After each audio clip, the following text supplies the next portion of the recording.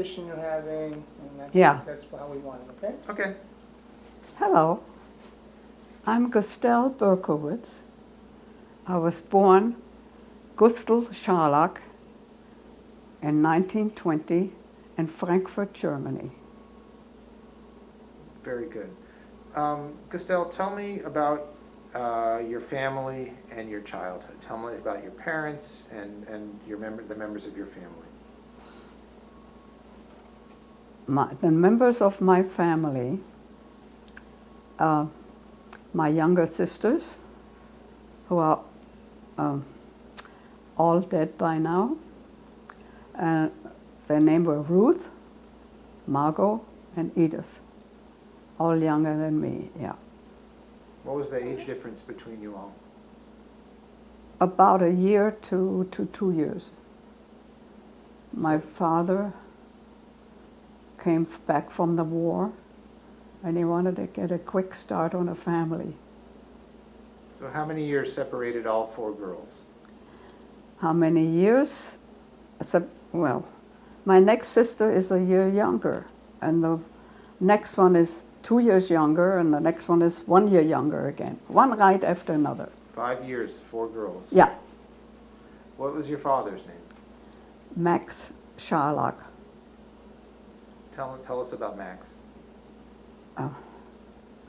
He was a wonderful man. He was a great disciplinarian, and he chose when we go, where we go, what work we do. It was all handed down to us from my father. He had a great sense of humor when we were younger, and he had more time on a vacation. We would all take walks, walk around, for instance, the library in Bad Nauheim, Germany, which had baths for people who had heart problems. And after he had his baths and his rest, then we'd go for a walk, and he would hit the lions, stone lions, in front of the library and come up with a real loud lion roar and make believe that these lions roared. Or he took his cane and knocked down cherries from cherry trees, which we loved, and do things like that. He wrote poems at night when he couldn't sleep, and I'm still laughing over some of the poems he wrote because I haven't read them for a long time and I forgot. Can you read part of one of the poems for us in German? Yeah, it's all in German handwriting. This is from my one sister's birthday. Die Margot ist wenig, ist mager wie ein Specht. Ist means essen, eating. 5 Brote mit Butter sind ihr zum Frühstück recht. 5 pieces of bread with butter are just right for her breakfast. 4 Teller Gemüse putzt sie zu Mittag ein. 4 plates of vegetables she eats at noon. Und fragt dann die Mama, was gibt es noch mehr? Together it really rhymed. She asked the mama, what else have you got? It all rhymes. Mager wie ein Specht, Frühstück recht, Mittag, hier gibt's jetzt nicht mehr. The way I read it, it was English and German, so it didn't rhyme with the English. Ja? Schwestern, 3 von der Zahl. Die älteste ist die Gustel, bekannt wohl überall. Die Ruth und die Edith stehen ihr nicht ihr nach. Und wenn sie sich nicht zanken, sind wirklich alle brav. That's nice. It means if they don't fight with each other, then they're all very good. What was his profession? What did he do? My father manufactured shirts, men's shirts, and also had somebody there in his place that sewed shirt by measure to fit. They measured the arm outside, inside, and collar, so that they have a perfect fit. Did he have his own business? Yes, his own business. I keep forgetting to answer, did he have his own business? Oh, you're doing great. Yes. We had to help out delivering the materials that were cut, the bundles that were cut, to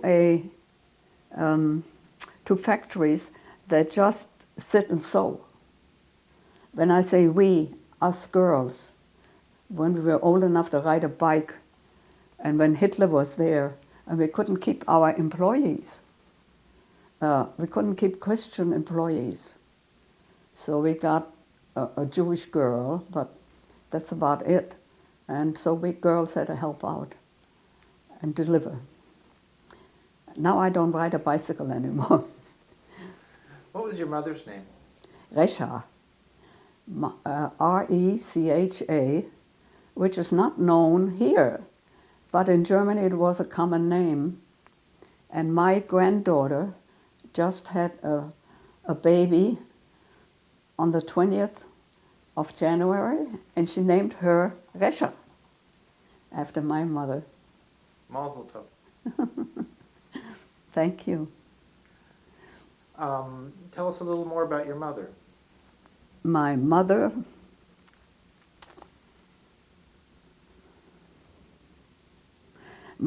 helped us when we were sick, when we had to do homework, school homework. She was there for us. But actually, she helped my father in the business. And the business was further away until the Nazis came and we couldn't rent from Gentiles anymore. So we had to move and get an apartment large enough so we could put the business in one large room. And so she was more available to us than before. She was very sweet, and I remember when she held our heads when we had whooping cough. All four of us in a room, and my mother would come in at the regular times when she heard us whoop. And it made us feel good to have somebody hold our head. What was your home like? Did you have a comfortable childhood? Yes. I went to my home life was good, very good. I went to a Jewish school, and we didn't live far from there.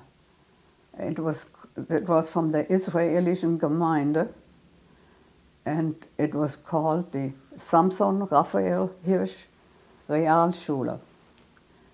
I was in the Lyceum for the girls, and then they had another building right next to it, adjoining it, for the boys. This is called gymnasium.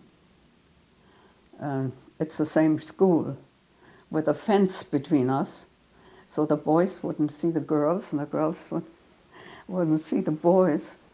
But there was a time when we had in the mission, everybody out in the yard, and at the fence everybody gathered, boys on one side, girls on the other.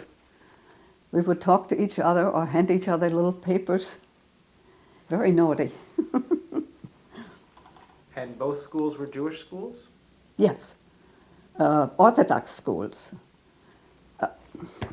Both Jewish schools were Orthodox schools, and that was in the East End, near the Tiergarten, near the zoo. And on the other end of Frankfurt, on the west side, they had another Jewish school, all Jewish, called the Philanthropien. These were the ones that were not Orthodox. And I had some friends and some relatives there. So did you grow up in an Orthodox, observant home? I grew up in a very observant home. on Friday nights, my father would take out the box with his high cylinder hat. You pop it up, and I always thought he looked so handsome with the cylinder on. And we stayed home and prepared the table and had the meal ready.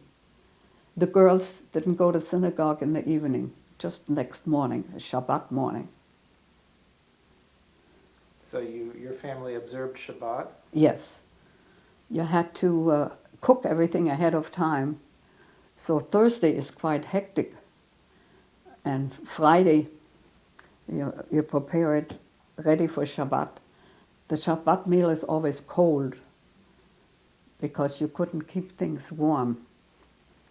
But I remember during my grandfather's time, they had a Kochkiste,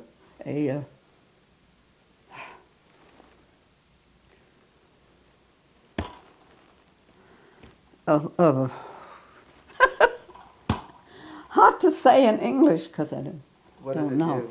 do? A chest. It was a chest that opened up and had a lot of newspapers in it. And you put the hot food in, and you wrapped newspapers around it, and it was still hot the next morning. Did you have a lot of other extended family members there in Frankfurt? Grandparents, uncles, aunts, I had my cousins? grandparents there, who did not live there when I was first born, but they moved there later. And I had, what was I going to say? And I had my aunt and uncle and their children. We were 4 girls, and they had 4 boys. They had a music school, so it was natural for me to have music lessons. I had piano lessons, which my aunt taught, which by the time I was about 11, became organ lessons and advanced classical music, like Chopin and such. Before that, I couldn't play that. We had classical music, but simpler, like Schumann and Bergmüller, and I liked those. And my hands were small, my fingers are small. I'm not suited for a pianist who plays large chords. Even though we had stretching exercises, it didn't help that much. This aunt and uncle got together with us quite often for family things. And we also played with the boys. American games like cowboys and Indians.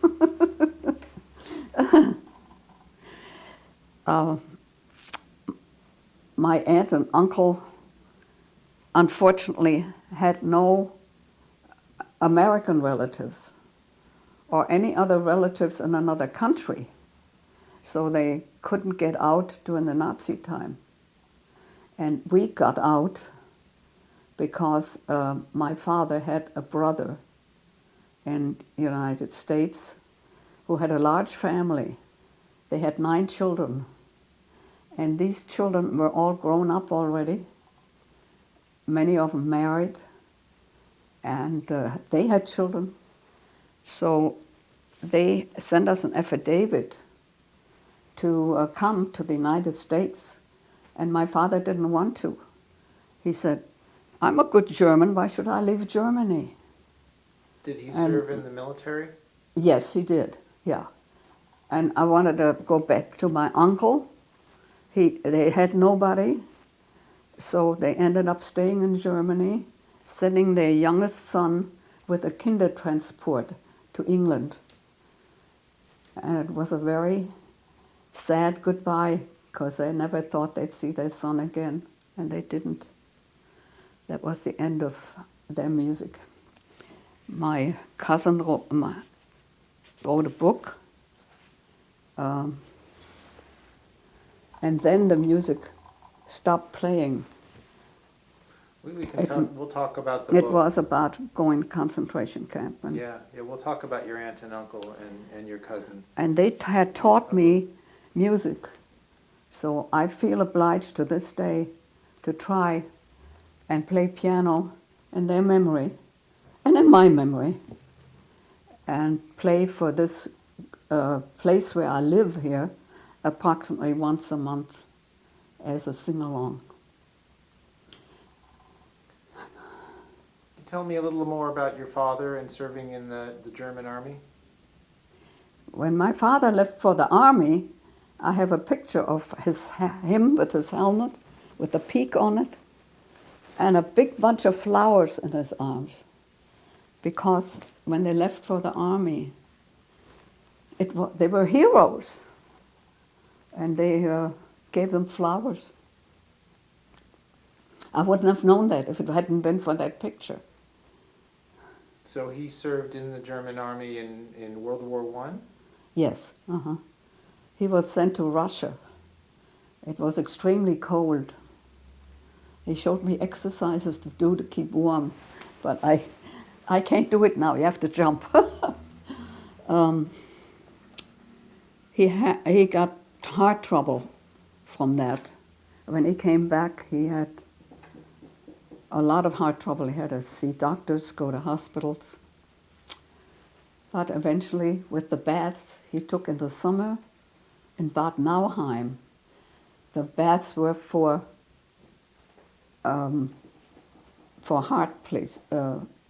heart problems. And we took an apartment of somebody in Nauheim who went to another bad for the liver. So we exchanged apartments, and I guess it came cheaper that way. And we kids had a lot of fun in Bad Nauheim during that vacation. Did your father's... 1 second. I'll ask the question. You have to stop tapping Dave wants you to stop tapping I your can hear you toes. tap your feet. It's like you're playing the pedals on the organ or the piano, right? Is that what you're doing? I was going to ask you about your father and how his serving in the army maybe caused him to feel, how it made him feel about Germany and about your family leaving, whether they would be safe or not. He didn't want to leave. My father, although he was asked by my relatives to come to the United States, they said, now you have a chance, bad times are coming. He didn't believe such bad times would come, especially to people who fought for the German Reich. And also he had 4 little girls to nourish, and he didn't want to fall a burden to the relatives. We were proud people. We had servants. He had a car. It was an American Buick. We were middle class. This is the way the middle class lived. Why don't you tell me more about your childhood growing up in Frankfurt? You were coming of age in the 20s, and then the Depression, and then the rise to power of the Nazis. What are your memories of childhood? Well, we were happy until Hitler came. The memories of my childhood are good. I played with friends in the neighborhood who were Jewish. I also played with friends who were Gentile. And as soon as Hitler made all the announcements that Gentiles couldn't associate with Jews anymore, goodbye friends. They didn't dare come near us. And life changed completely. As children, we had to help my father to help deliver material that would be made into shirts. And before that, we had employees. But the Gentile employees, you have to let go. We also had many customers that were Gentile. And the same thing, they had to let us go. So life was very different, and we, I also couldn't go to my piano lesson anymore because you couldn't go far away from home. This was too far away. We walked there by the Eschenheimer Turm and the Opera House near where my aunt and uncle lived. If more than 2 people gathered, they were told they cannot do that. People, the Nazis were afraid you talk about them, plan something. So you were very restricted where you come and go. As a child, were you aware of what was going on politically? Did you follow politics at all? Yeah, we knew Hitler would be bad for us. As a child, I knew Hitler would be bad for us. But very little politics were discussed because it had to be hush, hush. You weren't allowed to talk about Hitler in the government, except if you praised him. And our servants knew that well. They were watching out. If we would say any bad word, they said, then you send us to concentration camp. They said my father they'll send him for rape. No rape. It's just an excuse to send you to concentration camp. You can lie to the government and they'll be very happy to send you away. Yeah. What did you know about the concentration camps? I didn't know much about concentration camps. It was whispered that the ashes of some of our relatives or friends were returned to their families, and that they, in other words, they took them alive, they came back dead. But that was at one time. I don't know how early that was, because later on there were no more ashes. And how about the camps in Germany when you were still there? The camps in Germany. You said that your servants threatened Yeah. to have your father sent to the camp. So you knew that there were camps, maybe Dachau. Oh, yes, yes. Well, all the people started to wear Nazi uniforms, so everybody was a Nazi, because they didn't allow them to wear the regular clothes anymore. And my father, who had been making shirts, regular shirts, ended up making Nazi shirts, believe it or not. So your father made Nazi uniforms? Nazi uniform shirts. Shirts. And did you know about the camps in Germany in the 30s, like Dachau? No, I did not. I did not know the camps in Germany like Dachau. No, we had no name. We didn't know if there was one or more, and we thought they are putting the people who were not Germans in there. We did not know they put German Jewish people in there. That's why my father had such hope. Times are going to get better. Do you remember when the Nazis came to power in 1933 in February? Yes, I do. Yeah, we had Hindenburg before that. But unfortunately, they made him Reichskanzler, Hitler. And after that, everything went haywire. It was very military-oriented. The whole country had to follow the rules that the country made, just like in other countries. But that the people so willingly were after the Jews, that they were punishing them, that was very surprising, because the Jewish people were good Germans. As a child, you were a teenager then. How did you Yeah. feel? What did you think? What did you feel? What did I feel as a child? No, when the Nazis came to power, were you scared? Were you worried? Did you think it was not anything significant? We were making jokes about it. Links, links, links, links. Wenn der Hitler kommt, dann stinkt's. That was before Hitler came. Left, left, left. when Hitler comes, it doesn't smell good.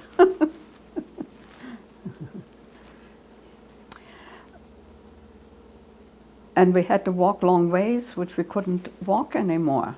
I couldn't walk to my piano lesson. I was very unhappy about it. Why did But you we have had to a walk? piano at home, and I played piano at home. Why did you have to walk a long ways? They did not let you walk along. They wanted all the Jews together, I think, so they can get a hold of you. That's what I really think. Were you not So you allowed couldn't to ride go a on- long way. Not allowed to ride? On the No, when we delivered shirts in the beginning, we went on our bicycles. Before that, they had subscriptions where you could get the bus all the time, the year round. No more, not for Jews. We used to have advantage of when we would visit on vacation, we would visit relatives. And the advantage was, the price was, the first child whole price, next child half price, third child third prize, fourth prize, so on. Another one advantage was also in our school we had to pay like that. So if you have 4 children, it costs you less than if you have, maybe it became the equal of 2 children.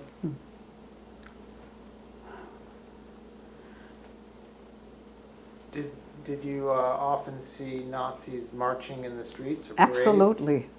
We saw Nazis marching in the street from our window, from our place where we lived. We lived near a big street called the Zeil in Frankfurt, one of the main streets where the Nazis would march down. And we watched. Uniforms, flags, band music, still thinking that we have a future in Germany. I was supposed to become a teacher, but that never materialized. I was able to finish school with 16 years old because that was the school program.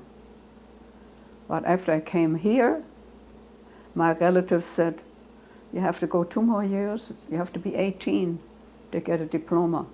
And they put us back in school, but in a trade school in San Antonio, Texas, because that's where they lived. There are lots of Sherlocks in San Antonio, Texas, but by now they have mostly died too. I'm living so long. Yeah. When the Nazis marched in the streets, did they sing songs? Yes, I know lots of their songs and marches. Absolutely, yes.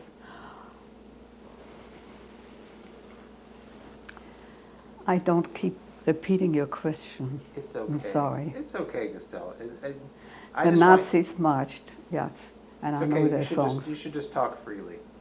Yes, Don't worry about it. okay. Okay? So you knew all the Nazi marching songs? I know lots of marching songs, yes. Did you ever sing them or march? Oh, yes, of course. Some bad ones. When das Judenblut vom Messer spritzt.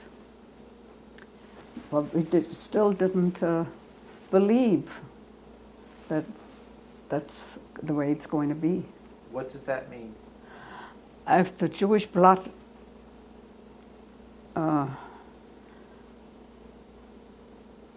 comes from the knife, not comes, spritzt, flows from the knife.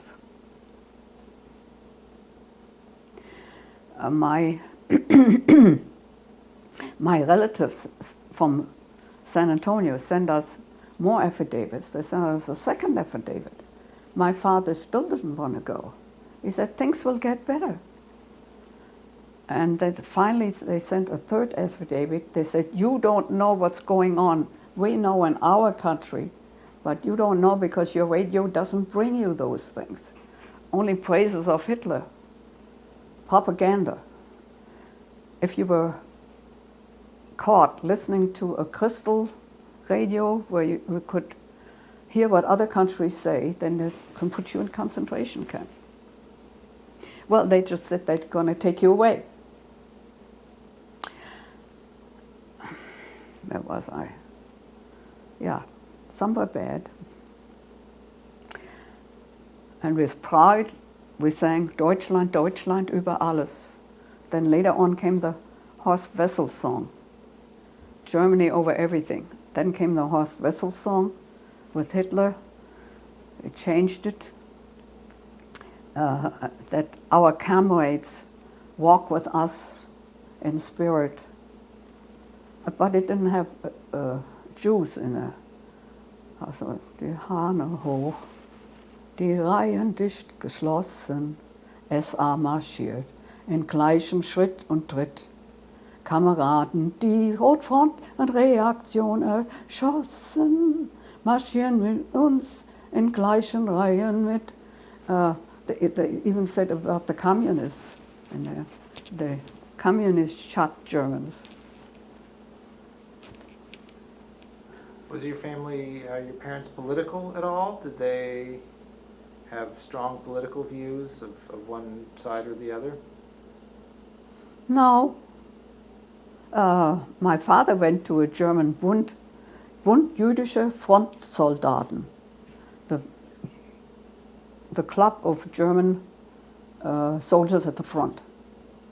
And they had meetings and they had festivities like for Hanukkah or Purim, where we kids took part. In fact, I played piano there sometimes with my sister or some other kids. We had a good time until nobody wanted us anymore. And when we came to this country, that's a whole new story. My relatives sent us the third affidavit, and my father said, yes, I'll go. By then, things had gotten very bad. And we went, we signed up, and we had to wait till our number of the quota was there, came out of turn, and we went on the Queen Mary because we thought the more quiet the ship floats, the better my father will be. But instead, my father was fine on the trip, and my mother and us girls all got seasick the whole time. Fortunately, the ship only took 4.5 days. We left from Cherbourg. We went to the World's Fair in Paris, and we went to Brussels somewhere, some relatives. I don't remember who was related to whom anymore. And then left from Cherbourg, and all those days we were sick until the ship stopped in New York. And then we were still maybe about a half a day on the ship because it takes time to unload everything, including we took a lift with furniture that they allowed us to bring, and furniture and some clothes and knickknacks, and only it had to be old. You could not buy something new and take it to the United States. So my father asked, what kind of beds do they have in the United States? Asked my relatives. And they said, brass beds. Everybody's having brass beds. So he bought a couple of brass beds and scratched them up on the side. So when they ask, this looks so new. Oh, look at these scratches. I've had them here a long time. So it took 3 affidavits for your father to decide to leave. What changed his mind? In Germany, not only the Jews, But the Germans had a hard time. We had, for instance, we could get 1 teaspoon of oil, no, I think it was tablespoon of oil per week for each person. We could get 1 egg per week for each person. We couldn't get kosher beef anymore. First they imported some from Argentina, and then we couldn't get any more. And we had chickens somewhere. Somehow they could kosher chickens. At the end, I don't know if we even had chickens. We ate mostly vegetarian things. A dish of, let's say, dumplings and plums, prunes, that's a meal. Well, it's going back to this with the vegetarians.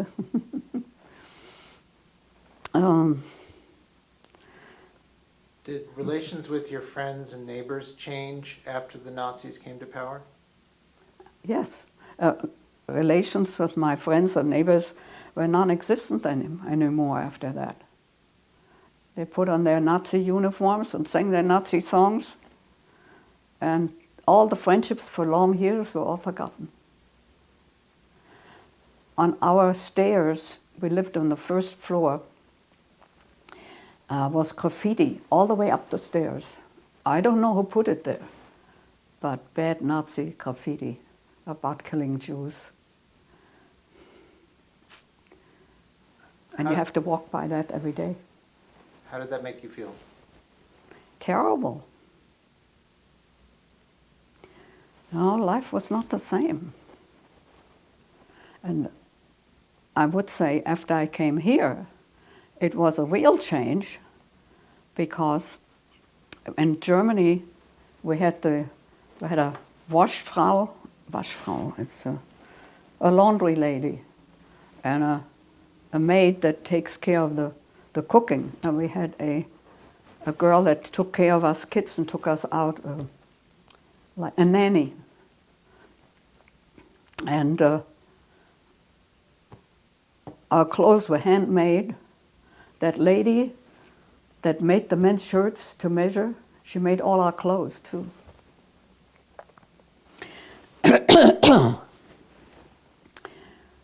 need some water, Gustel? And I want to, yeah. Let me get you some water. You poured a glass, but you left it here. And when we came here, they said you have to do everything yourself. We couldn't take any money out. We paid for the train from New York to Texas, and from German money, because we couldn't take any out.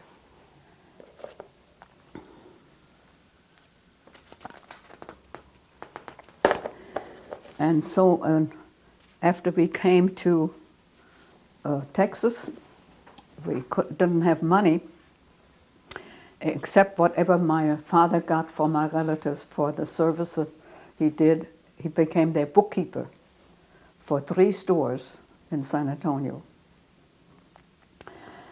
A music store, 2 jewelry stores. And we tried to save as much as we could. We did a little babysitting. You get about a quarter for the evening. And after 12 o'clock, you get a quarter per hour.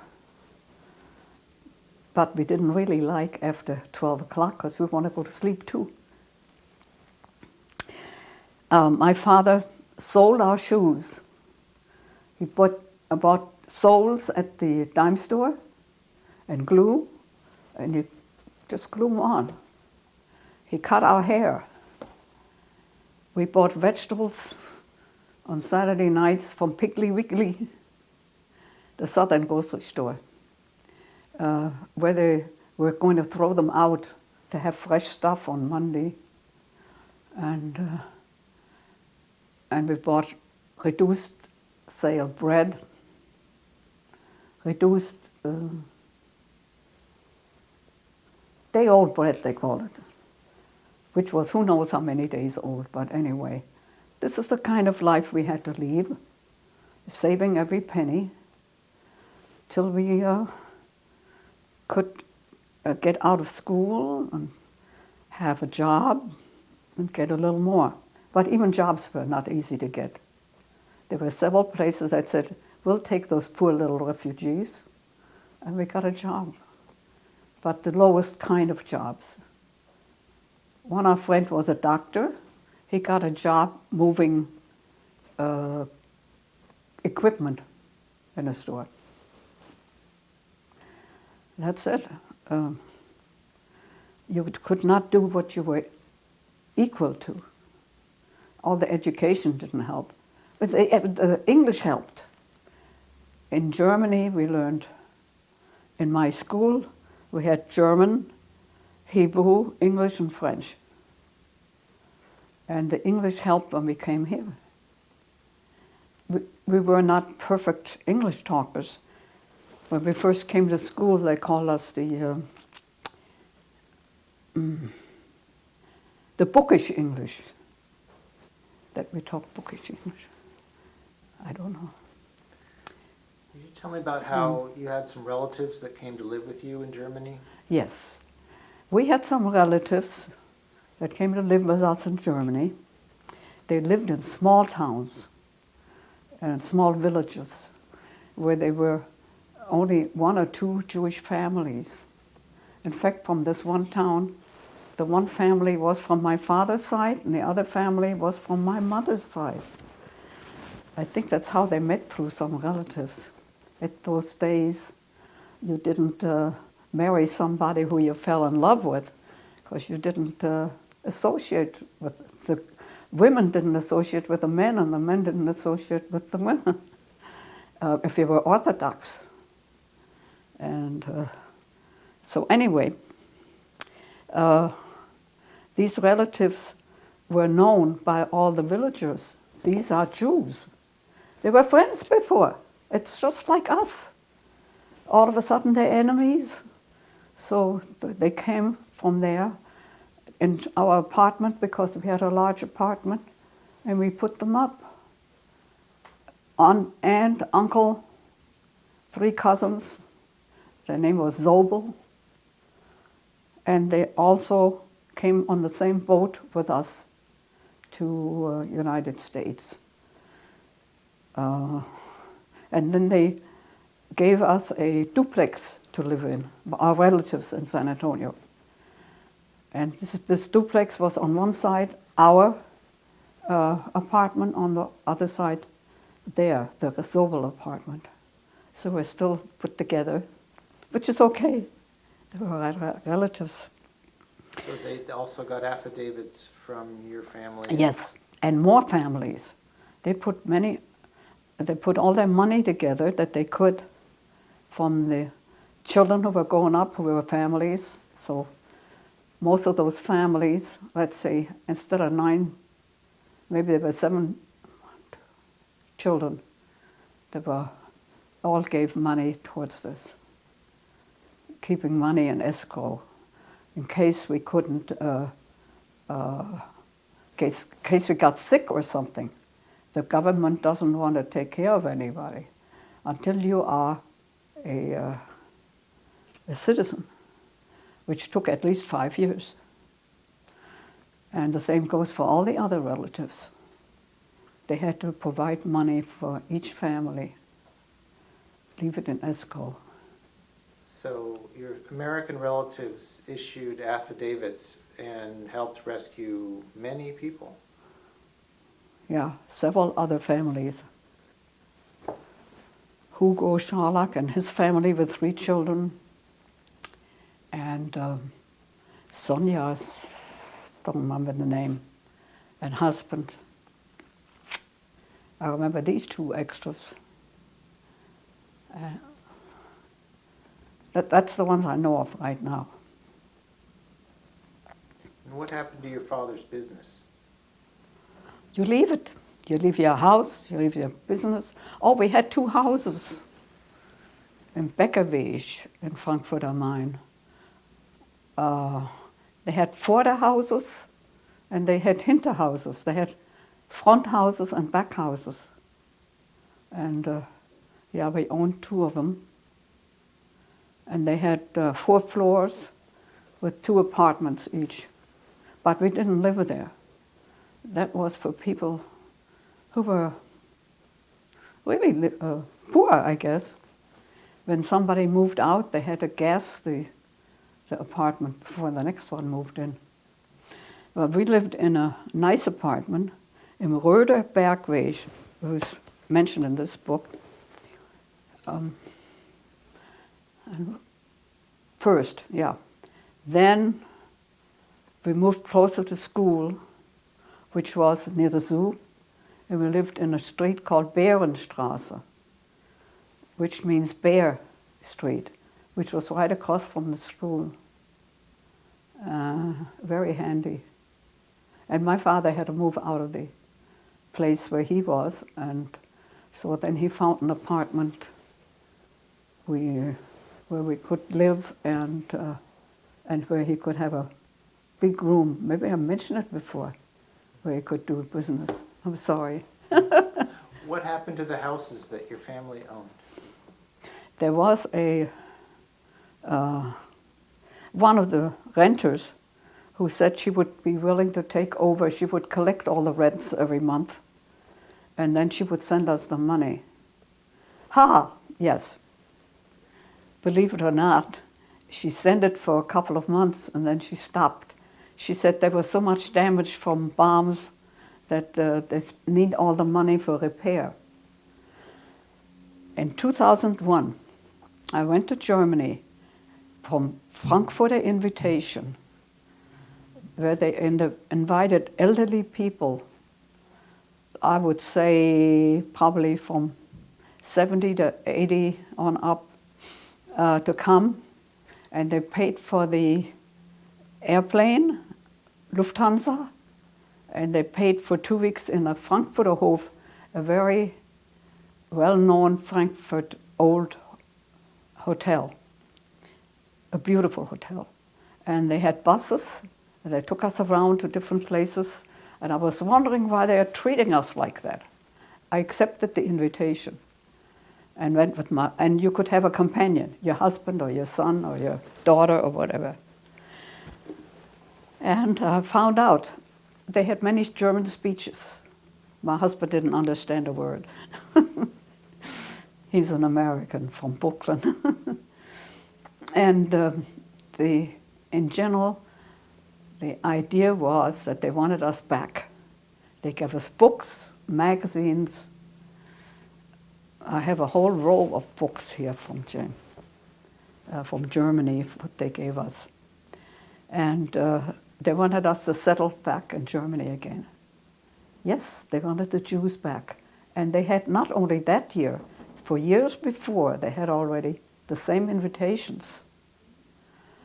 But I didn't know anything about it until we found out one day. And so I went, and I was driven around by a lady who said, I'm going to go to the places that you remember and see if they're still there. And she took me to those houses in Berkowitz, and they were still there, and they were still in good condition. If they did repair them, I don't know. It didn't look like it. Yeah, the girl that kept all our money, she just kept it. Like the people that take over your business. You couldn't take it with you, and you couldn't sell it.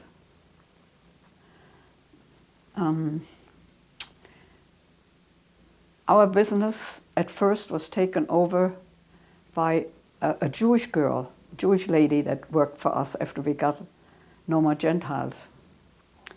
You want names? Beate.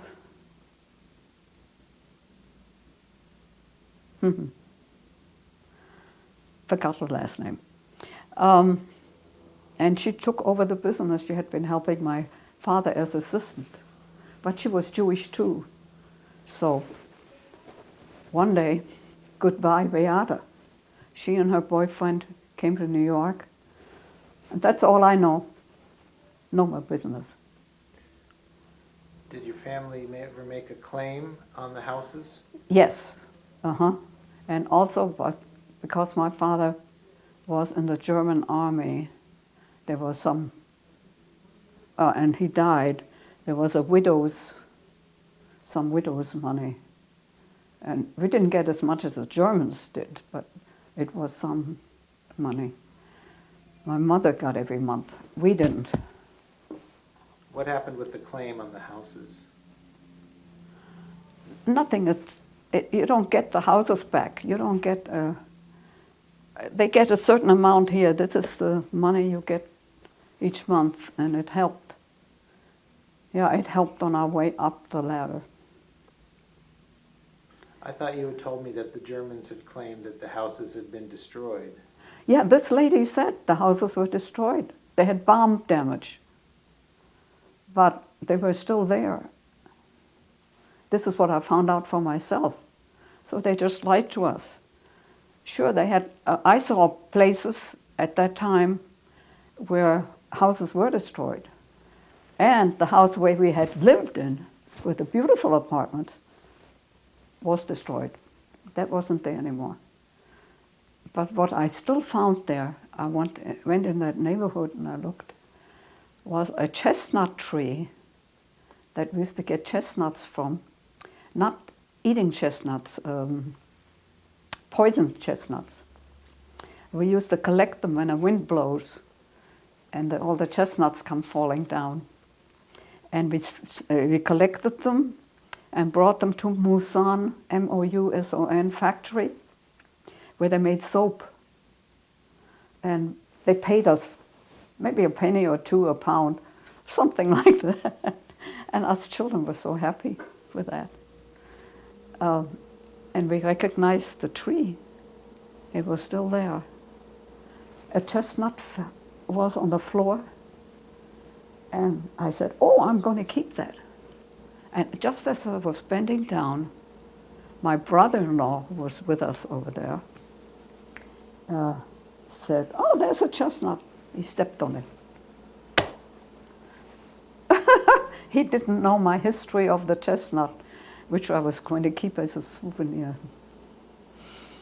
There was a house next to it which looked like it had not been touched. And it was now a nursery for before school, before kindergarten. Yeah. Big signs on it. Do you remember the synagogue in Frankfurt that you went to? Yes, very close.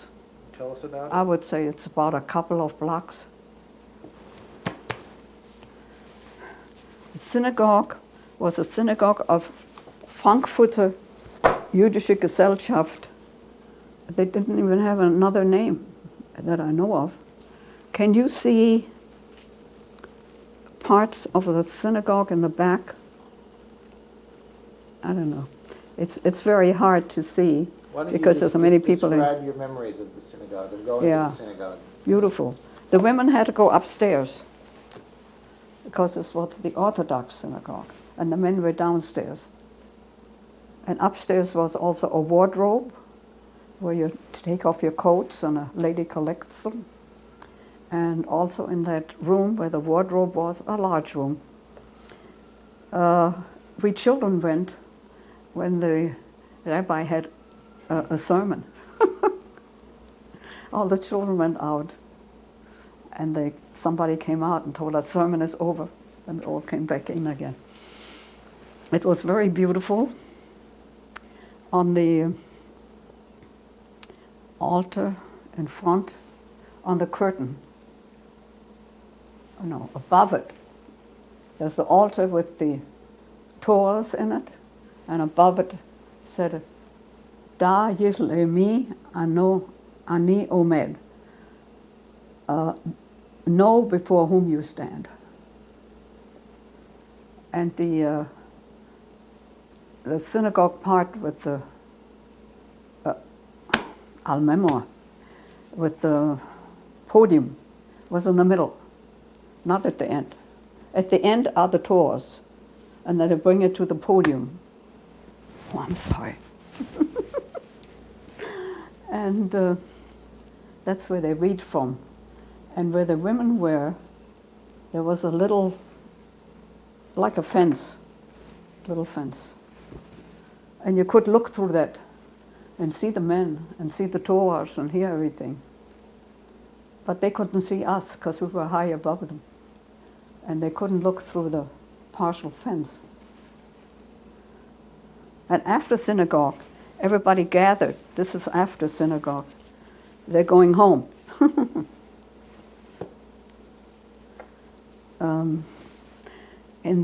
The synagogue was in the Jewish quarter. They call it the East Quarter of Frankfurt. And in that same quarter was our school, the kindergarten, the Tiergarten, zoo. It was not next to the synagogue. It was streets further away. But all the children that went to the synagogue also went to our school. I had the same companions all the time.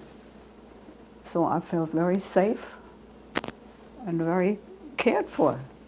The same teachers, the same school friends. We had a few Christian, like I said, friends because they were neighbors near us. We did not live all Jews like a ghetto, one next to the other. We lived in that area, but not one next to the other. There were Gentile people in between. Actually. Okay. Okay, let's begin again. So, let me fix your collar for you. See? There you go. Now you look better. You're 1937. Your father finally changes his mind. He gets the third affidavit and decides to leave. Yeah, we saw what's going on a little bit, you know. We still didn't know about the concentration camps. My relatives said such awful things are happening that we can't even tell you about it. We just want you to leave as soon as you can. Leave everything. Come to us, we'll take care of you. They had that apartment ready that I told you, the duplex. They had a job ready for my father. And they sent us kids to school. How did you feel to be leaving your home? I remember a lot because I guess I miss it. I even love the German language. And I have books here in German language. I have Heine, the whole works of Heine, whose books they burned. But we left before, and my parents had a very large library. Everybody had a library room. And they said, kids, do you want anything from there to take along? And I took some. I took the Heine, and I had Schiller, which is not Jewish. Heine was Jewish. And I took some children's books along.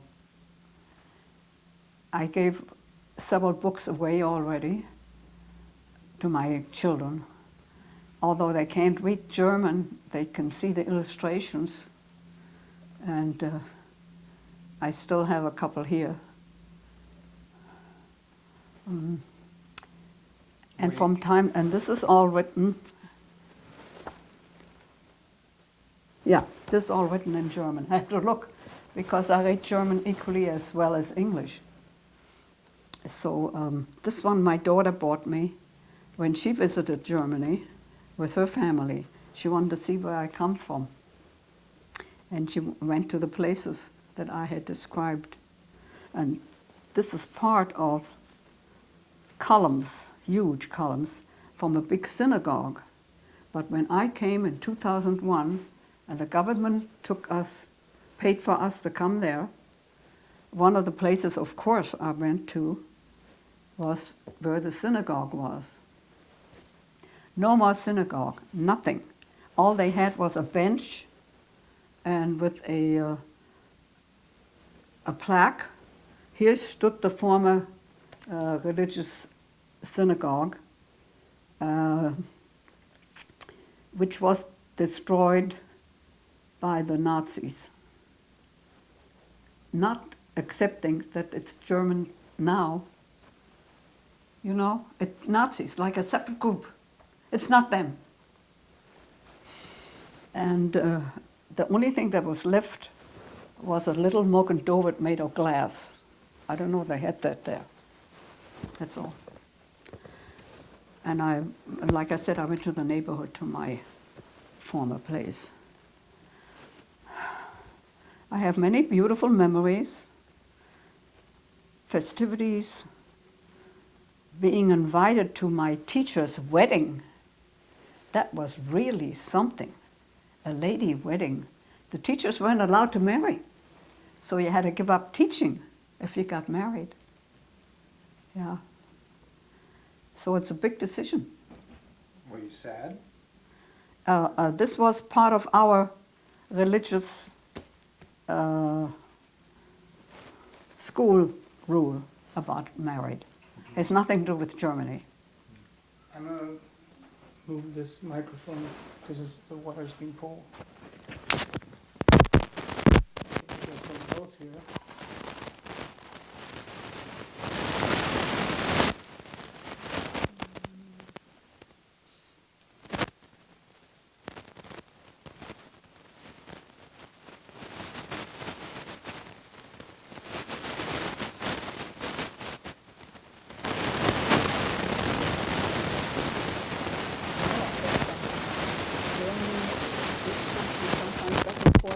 Well, that's me. I keep taking you back to Germany and back. Yeah. That's okay. That's okay.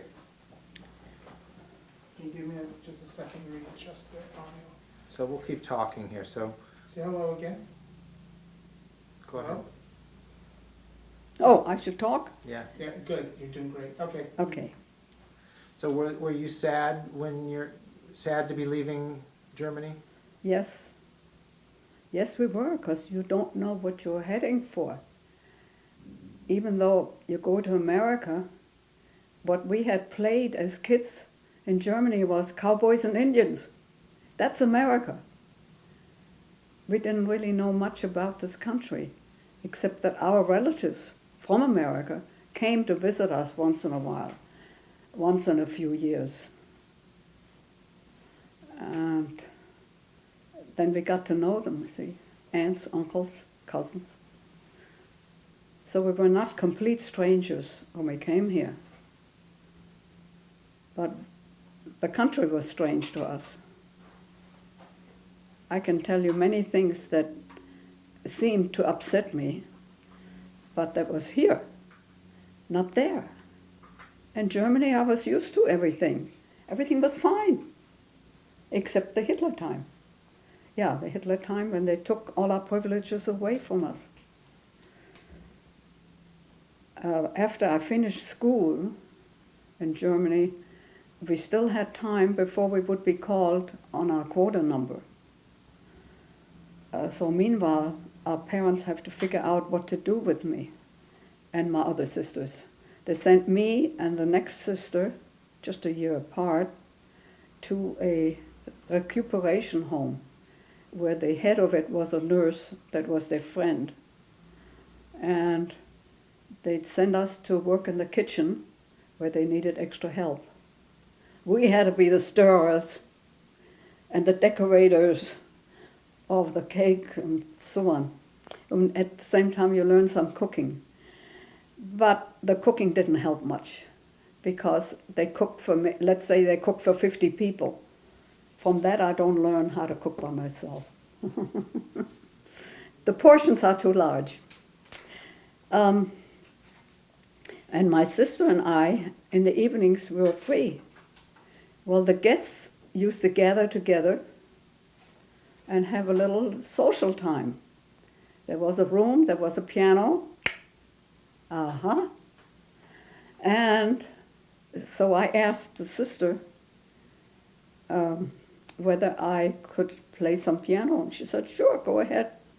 She said, we don't usually let the staff mix with the guests, but I'll let you. So I went in and I played piano and we danced around. The people danced around. And I remember they dance a secret dance. It's called swing. They heard it secretly. So they said, how does it go? And they sang for me, and I played it. And that's how I knew I could play what I hear. So whatever I heard, I played, and they danced to it. So tell me about your departure and then your arrival. Your departure from Europe and your arrival in America. First of all, do you remember the day that you left, that the boat left?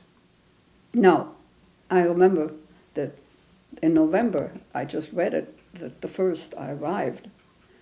But the departure, no. It's a blank.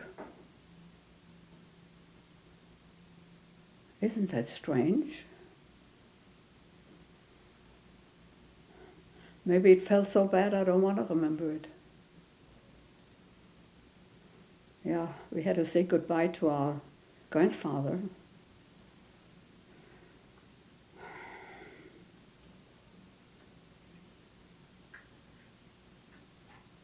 Aunt, uncle. I don't remember them. No, I'm sorry. But I do remember that we went to Belgium and to France. By the time we hit France, I was given a lot of coffee in the morning. Coffee, coffee, coffee. It was very strong. And we had been just drinking milk, and milk with a little coffee in it after you're 12 years old. Maybe like latte. There were grown-up things that we're all of a sudden supposed to do. In Belgium, there was a family that was related to my uncle, I think. And they took us in during the transfer to Paris. And the boy,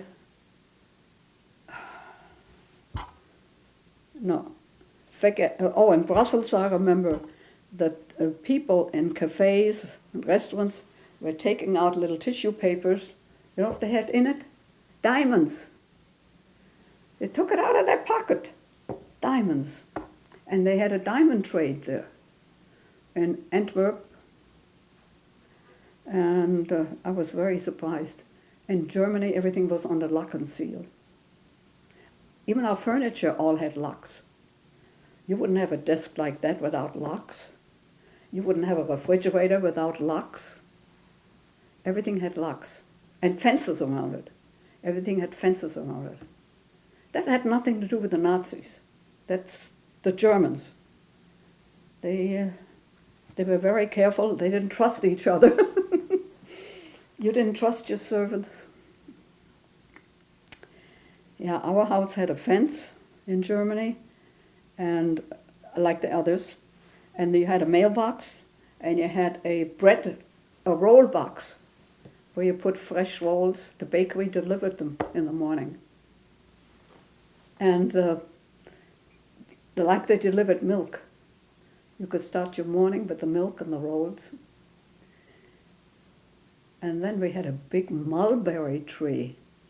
And I thought that was very strange because they don't grow in Germany usually. But this one did. And we found out you can eat mulberries and enjoy them if you cook them. We had a garage. My father had a car. Not everybody had a car. And we often took other relatives with us. And we girls went on a hike, and my father went with a car because they couldn't do the hike with his heart trouble. And we had room in the car and took my cousins, those 4 little cousins, and had fun together. And the average hiker took a rucksack, what do you call it? Backpack. And you took food along. And then there were 1 or 2 restaurants on the way up the mountain. and you stayed there, and they had picnic benches, and you ate your food, and you ordered a drink. You could do that. We did things like that. We had a lot of fun. We were used to walking a lot. After we came here, everybody was riding in cars. You hardly walked at all. But we ended up walking to save money, like walking to school instead of taking a bus. You didn't save much at that time, maybe 10 cents, I don't know, whatever it was. But for the same money, you could get an ice cream cone. So we walked sometimes and got ourselves an ice cream cone, walking on the way home. Tell me about your arrival in New York. Do you remember the day that the Yes. boat arrived?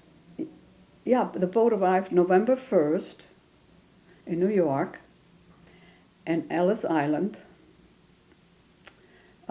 Did you go? No, wait a moment. A ferry had to take us to Ellis Island. Did you go outside and watch? Did you stand inside? We kept watching that Statue of Liberty getting closer and closer. That was our liberty coming up.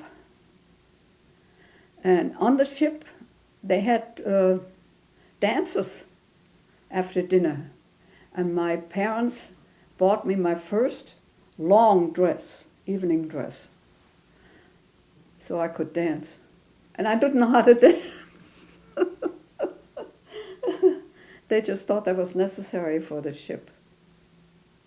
And they gave me my first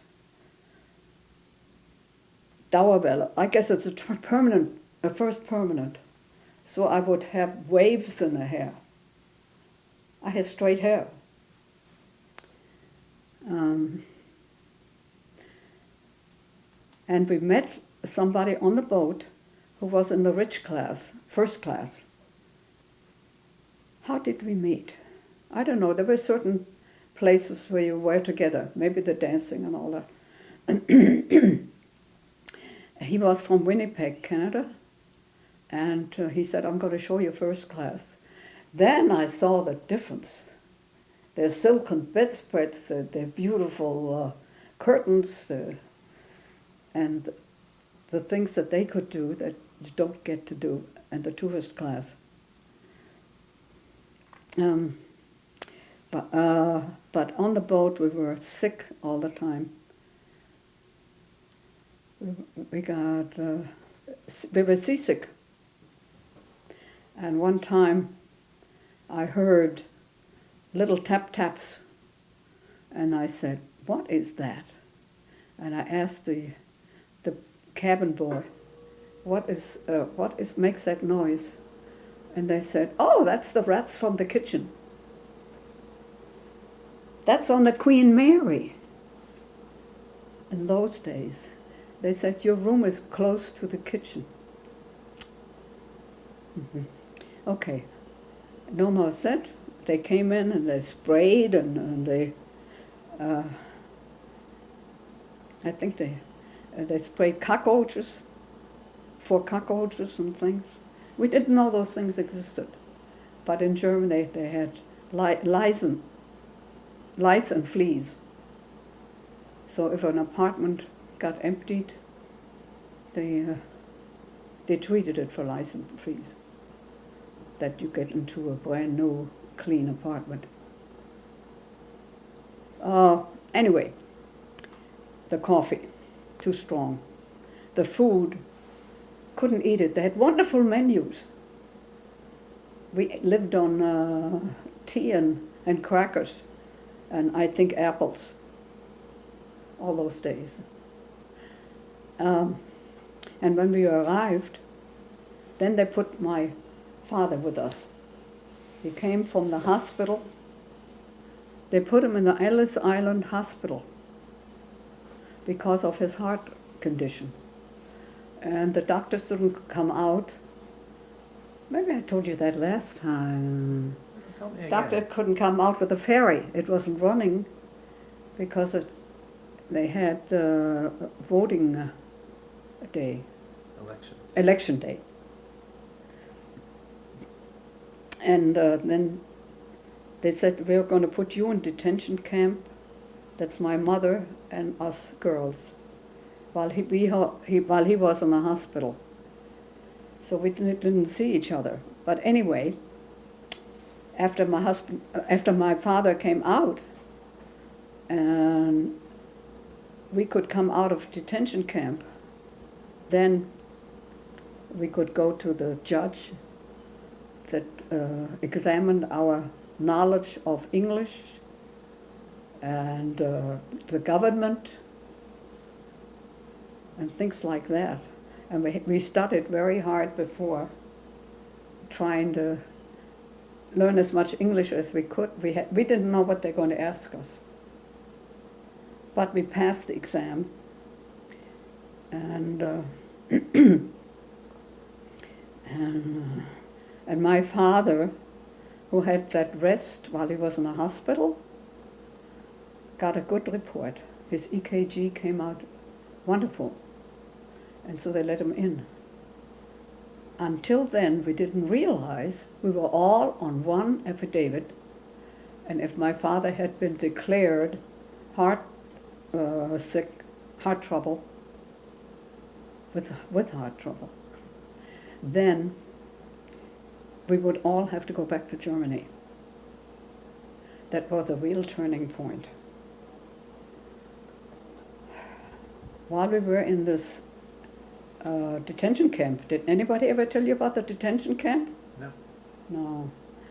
We had to get up 6 o'clock in the morning and march around the courtyard with a lady that took care of us, a ward. And then we got a breakfast, and it was milk and crackers. We thought that breakfast was heavenly. The milk was rich, had cream in it. We hadn't had that in Germany in years. And the beds, I thought the beds had more springs in it. In Germany, they didn't have those kind of beds. They didn't have the one for under the mattress, spring mattress. We didn't have that. We were used to whatever it was. The beds were jumping up and down with us. That's my feeling. How long were you? After- How yeah. long were you detained at Ellis Island and in the detention camp? I don't remember exactly. It could have been 10 days. I don't remember exactly. So where? You know what? I'm forgetting all the parts that were so bad. I know the good parts. So when we were in Ellis Island, we could look at the Statue of Liberty, but we couldn't go there, couldn't go to New York yet until all those examinations were over. They even had one where they turned our eyelids upside down. Awful. That one I remember. And then when we were in New York, no, wait on. When we were in Ellis Island, the beds were jumping. And then when we were in New York, they were still jumping. I don't know, it still had the feeling. The bed was jumping up and down. But we got well from our seasickness. And then we had to take a train, which we paid for in Germany, to go to San Antonio. So I saw nothing of New York.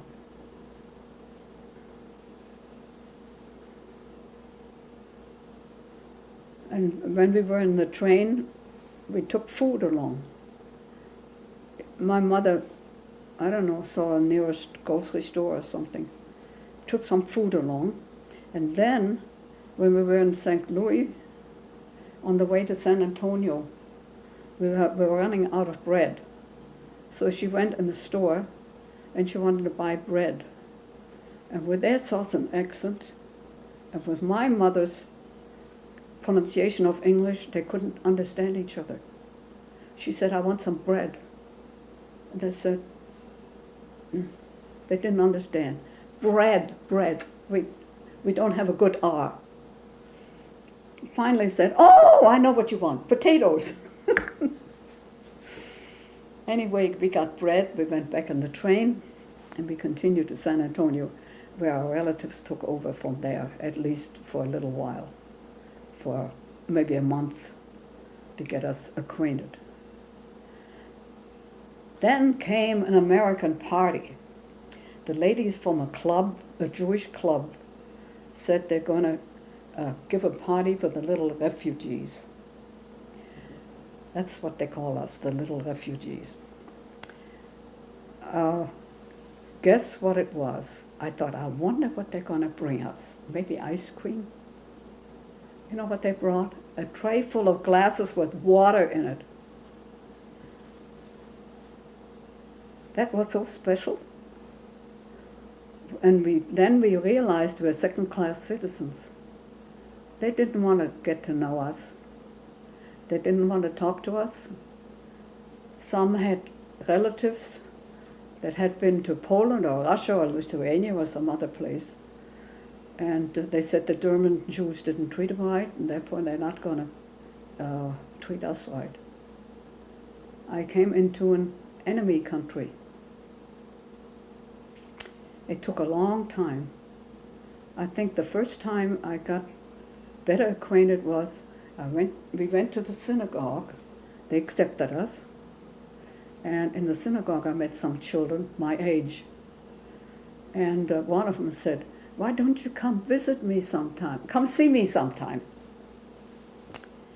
And she told me where she lived. So on a Shabbos, when we had time, I came to visit her.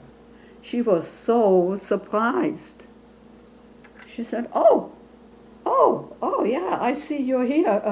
Now what am I going to do with you? And I saw that come see me doesn't mean a thing. It doesn't mean come visit me. It means nothing. And after that I learned some more things that mean nothing. So did you hear But from... through the children, another girl, I got acquainted, and they took me into a club called the B'nai Bris Girls. I became part of things I didn't really know what they were. Now I know, but at that time I didn't know. But under tutorship with some other kids, you get to know other kids, and from there on, the parents. I wanted to dwell again on the miracle that I felt happened when we were in Ellis Island, and my father was in the hospital, and he came out well because it was election day, and else we would have all been sent back to Germany. That is a very important point. Just through luck and God's help, I'm here. So did you hear from your relatives that were left behind in Germany? Yes, please get us out of Germany. So why don't you tell a little bit more about that? My mother tried to get my aunt and uncle and the boys. One boy was left. The others had left.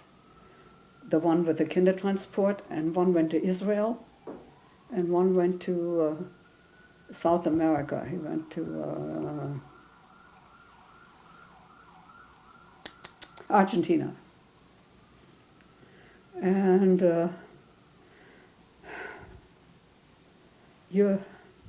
I'm sorry, your last question was? Was about the relatives left behind. Yeah. Did you I couldn't. We couldn't do anything about our grandfather. And it must have bothered my mother more than it bothered us kids, trying to get acquainted in a new country, to think of everybody in the old country.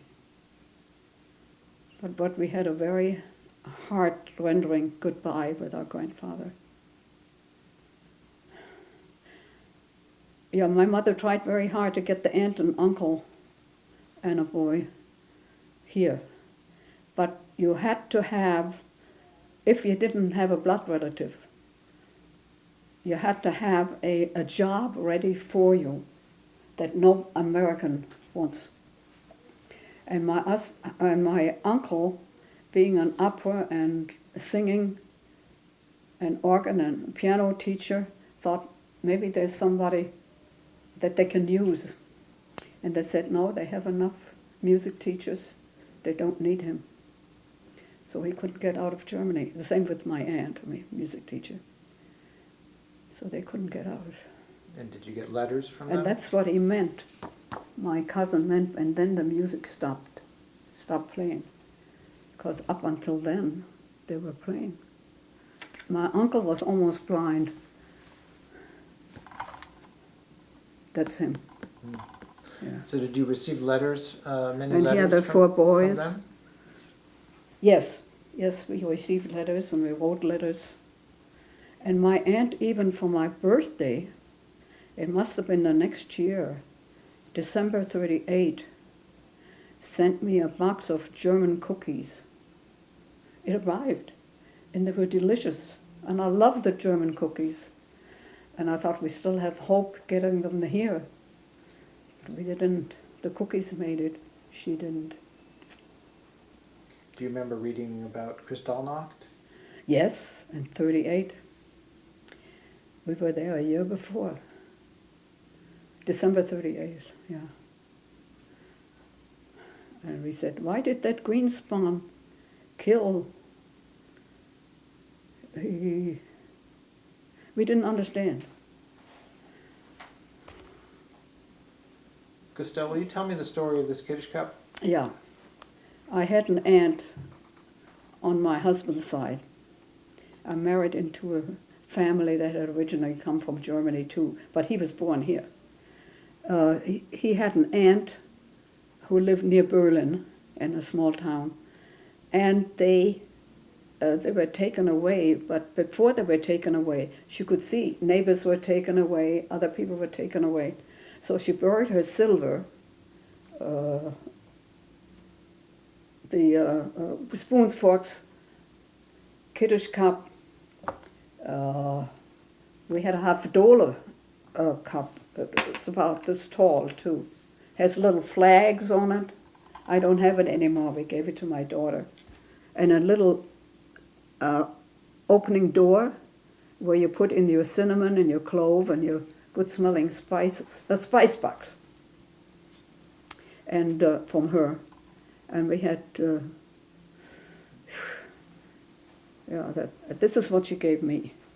So what And what happened is, she buried it. And after she came out of a concentration camp, she was lucky to be alive. Do you remember what camp was she in? I think she was a Theresienstadt, which was better than some of the others. Some of the others, they killed you right away. Some, they made you wait a while. They sent you from one camp to another. I know last she was in Theresienstadt. And she buried all that and uncovered it all when she came back. Meanwhile, she lost her 2 daughters, the daughters' husbands, all in concentration camp. So I use it for family celebrations, where you make a kiddush, a wedding, Shabbos, things like that. What do you call it? And I travel to some of the other affairs for my sisters or my relatives. I took the cup along and, packed it very well so it wouldn't get crushed. Although it's pretty sturdy. It's very sturdy. They make some cups now that are not. Oh, this says, Zachar es Yom HaShabbat LaKodesh. remember the Sabbath day to keep it holy. And this says, Bore Pri Hagofen, which is over the wine, the brochel you make over the wine.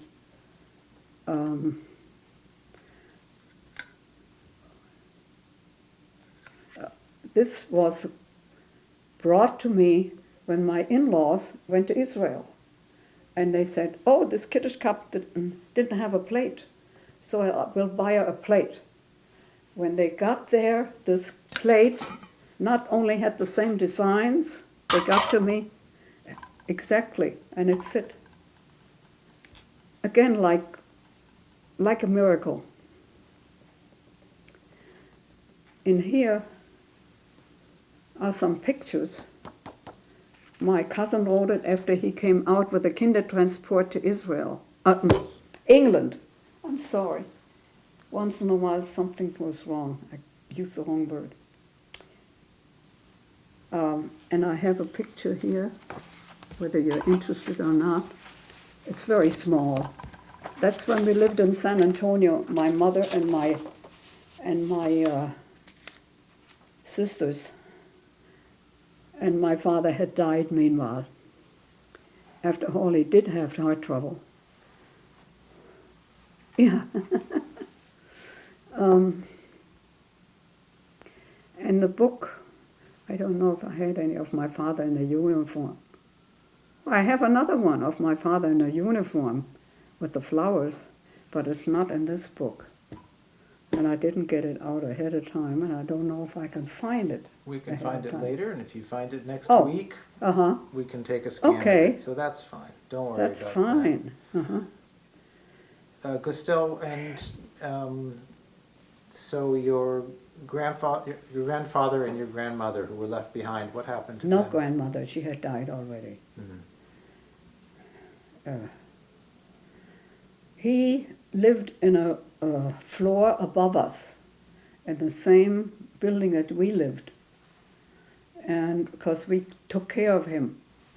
He was in an old people's home, a Jewish senior home, before that, and he was fighting with one lady there.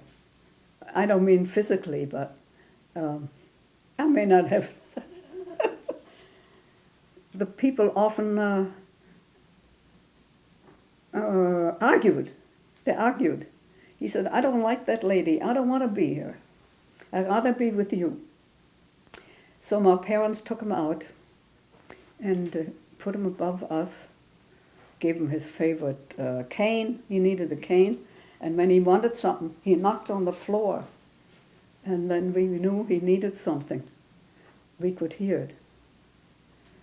And then we'd visit him on and off a lot, because it was right above us.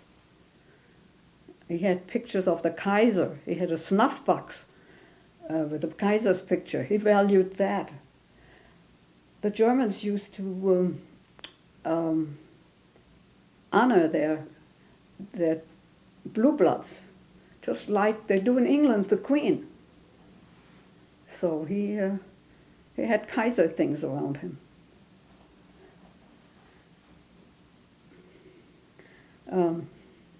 Now, the only way I know if and when he died, there are little blocks of the date the relative was in a concentration camp, what concentration camp, what day he died, and these plaques, one after another, walls full.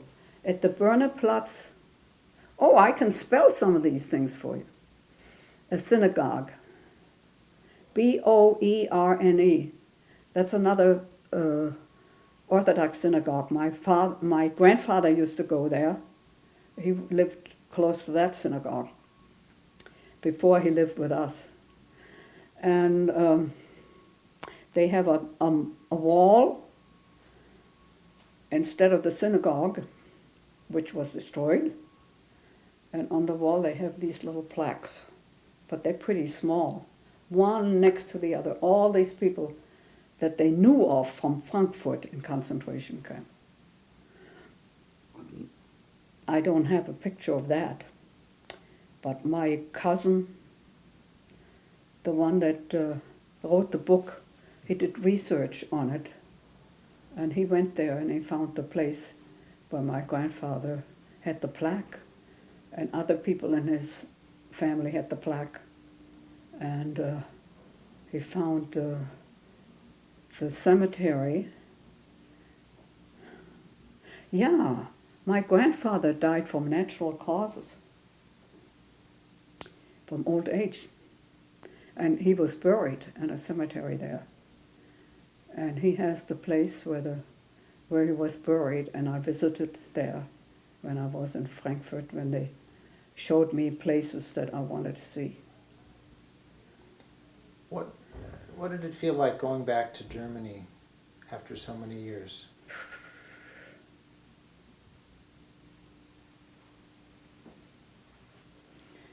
A little strange, I would say. It wasn't my home anymore. And I didn't trust the people. I didn't know if they say hello to you, if they meant it well, if they know you're a Jewish refugee. Are you a German? Are you a Jew? So most people didn't even talk to us. We had no connection with them, except the Frankfurter Hof Hotel took us places as a group. They took us as a group to, I said, an old age home where they have Jewish people and German people. And they had one where they had just Jewish people. And they said, you can go to either one of these if you want to. We're going to have a meal there, and then we'll explain some things to you. Well, the speech after the meal was, please come back. We want you all back. If you settle here and you can't afford it, we subsidize you. And I asked later, when we were leaving, all the people in the buses, 2 buses, I said, did any of you promise or want to go back to Germany? And there were about 130 people. Nobody wanted to go back to Germany. I found one nice man. When we asked for the Jewish cemetery, we asked in a drugstore. We didn't know exactly where it was. And the drugstore man, apotheker, came out, and he said, I'll go a little way with you. And he went about a block, and he said, there it is. I have to go back to my customers. And I thought that was very, very nice. I had not met Germans that were that accommodating. Something good for the Germans.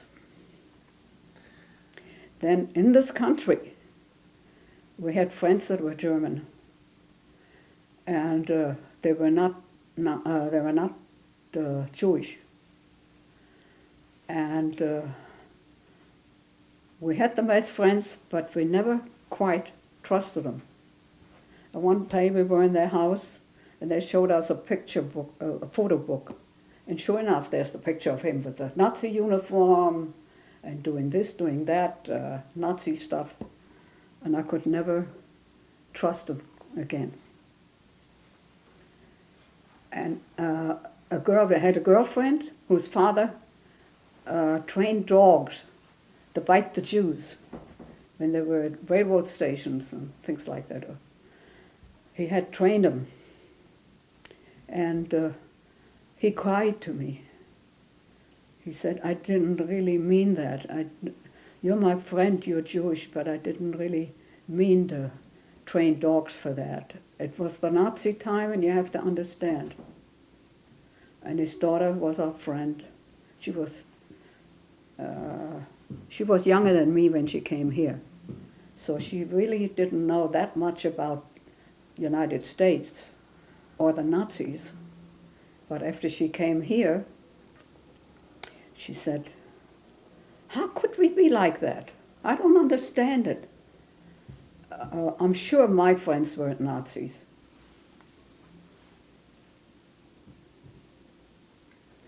Well, Gustel, I think we're getting close to the end of telling me your story, but I have a question for you, and this is something we ask every single survivor and refugee whose testimony we take, and then we're going to compile all the answers into a special video.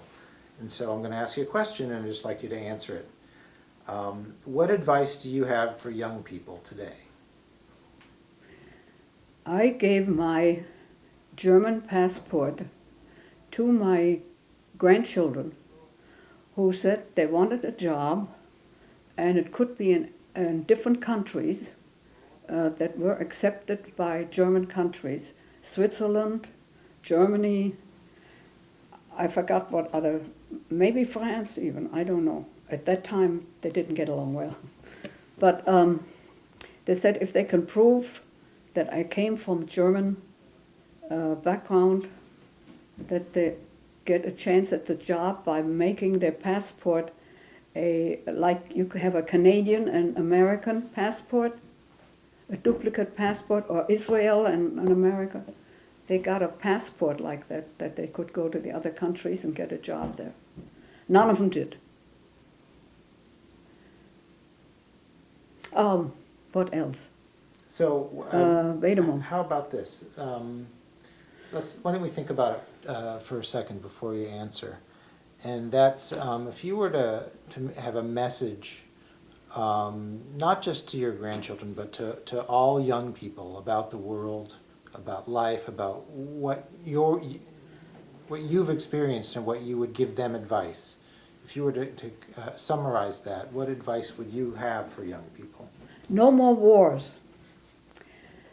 And the children should be taught from when they're little, in school, before school, not to hate other nations, other ethnic people, other colors of human beings, no matter whether black or brown or yellow or white, it doesn't make any difference. They should all like each other. We're the same. We have the same kind of blood running through us. And we should not hate each other. From that starts war, hateful war. Very good. Thank you. Is Thank there anything you. else that you feel that it's important for you to say? Anything at all?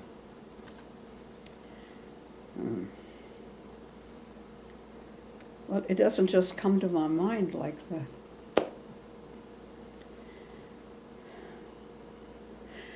Yes, in this country, especially during the war, Second World War, where my husband served, and where they sent most of the soldiers, or many of the soldiers, to San Antonio, Texas, where I lived. We had lots of army camps, Fort Sam Houston, Kelly Camp, Fort Sam Kelly, and many, many others. And all these guys were there. And so I joined the USO. Us girls danced with the soldiers. And we had a good time. I had the best time of my life between the age of, let's say, that age and till I got married, because I married one of the soldiers. My sister married one of the soldiers. They came from different parts. Mine came from Chicago, hers came from Rochester, and another sister came from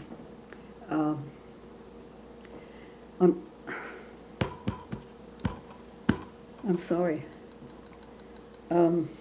Oregon. And the last one that was left, she married a German boy in New York, German Jewish boy in New York, there were 4 brothers, and we were 4 girls. And their parents said, we must match up. On one fitted well, and they got married. So I've been to New York from time to time for family festivities. And I think it's a wonderful city, but not as warm as San Antonio, or not as warm as Texas, where Florida, where I live now. So it's a big country. You can live wherever you want, and you can be a good American. Just try. Thank you. Thank you. Now maybe if we have a little bit of tape left, you can play a song for us. Oh, yeah, what? Should we try that? German, English? We're starting the questions. She's frustrated with herself about Yeah. I've never seen answers that. questions. I really, this is the first testimony where people, she's like remembered it every single time. Yeah. Like, she remembered names, and I'm going, you know, I went to college with people, I forgot names. I've worked with people in the last few years, I forgot I their went to names. high school and I still don't remember the names. Can we just rotate it around? This? No, just the cup. Just rotate the cup. A little more. Okay, right there. That actually does fit pretty, I didn't notice how well it fit into the plate. Ready?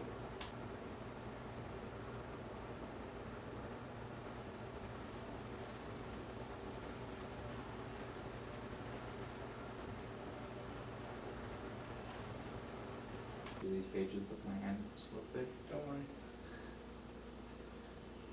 They'll scan whatever they Yeah. want. I'm just giving it for cover, so when they're editing this, they can use it as a. Filler? Uh-huh.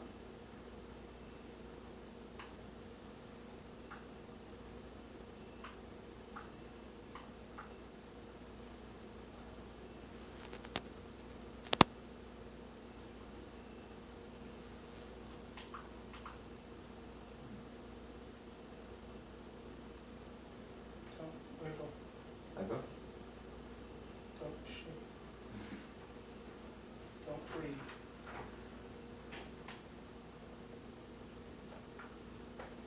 Okay. He's on. Yes. Yeah. Okay. Otherwise, I hold on to these things. Okay. Like he's taking Oh. your photo, don't That's worry. okay, don't mind, don't mind.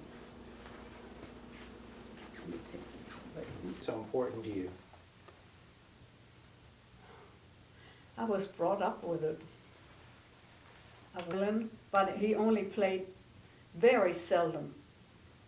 It was a real honor to have him take it out of the box for a holiday, for Hanukkah or Purim or some, special occasion. Otherwise, he didn't play. And my mother, she helped teach us children to start with. And then she said, no, you need regular lessons. But she was not a piano teacher. My mother was a governess before she got married in a rich household where they ate from golden spoons, golden silverware. Jewish, like blue bloods, Jewish, very rich people. And she had to she stayed there, she lived there, and taught them French. I think it was mainly French. Does the music help you remember or honor your relatives? And I saw some of the music. Look at that.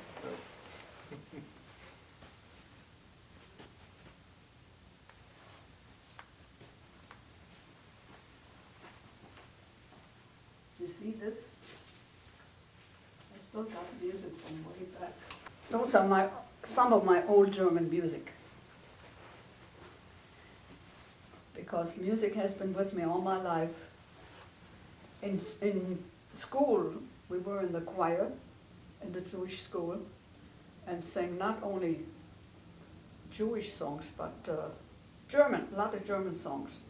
I had performances where you give a whole play, musical.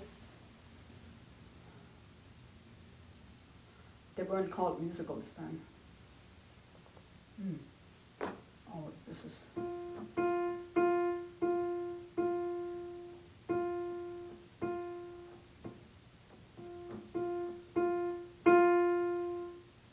How loud do you want it? No, you're good. That's good. Is it loud enough? Okay. I'll play Kommt ein Vogel geflogen. Kommt ein Vogel geflogen, setzt sich nieder auf meinen Fuß. Hat ein Zettel im Schnabel, von der Mutter einen Gruß. Lieber Vogel, flieg doch weiter. Flieg doch weiter von meinem Fuß. Denn ich kann dich nicht begleiten, weil ich hier bleiben muss. It's about a little bird sits down and has a letter from the mother. And he says, I say, I cannot go with you to my mother because I have to stay here. Okay. Okay.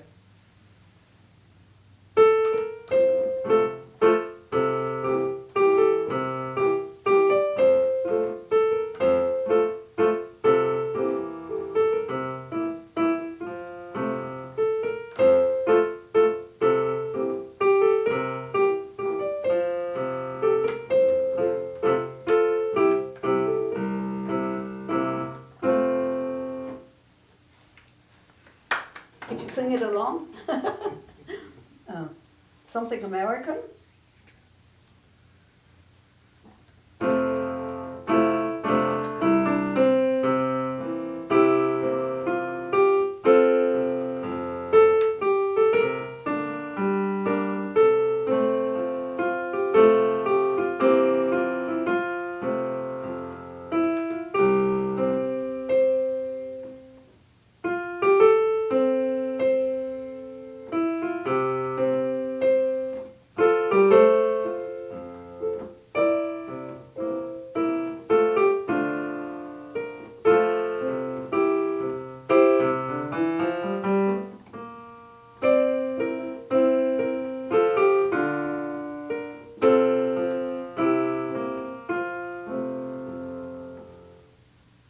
I can do it over and do it better. That's very good. Thank you, Gustel. Okay. Thank you so much. The one you said you know, the Grüne Cousine is.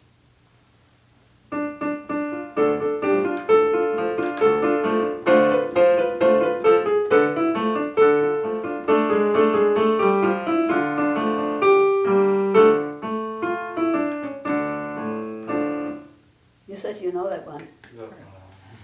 Now, if you have time, you tell me what tune you want and I'll play it. Or if you want to go, you go, because it's lunchtime. Yeah, it must be. I don't have much to offer you. Tea, coffee, because the machine makes it. And otherwise I don't have much in the house. I have bread and I have